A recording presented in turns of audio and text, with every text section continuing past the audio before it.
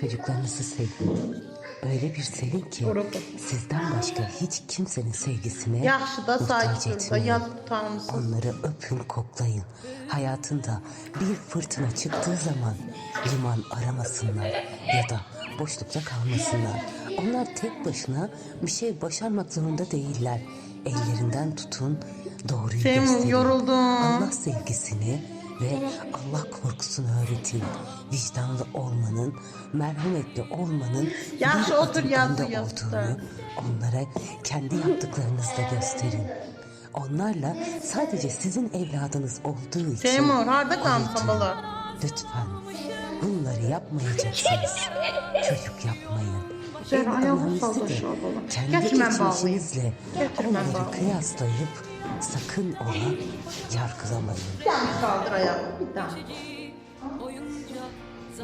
Çeşit ayakkabılar var. Benim böyle ayakkabılarım kokuyor öyle. Ben alalım. Getir o birisine bağlayayım da. Tamam. Ama o uşağın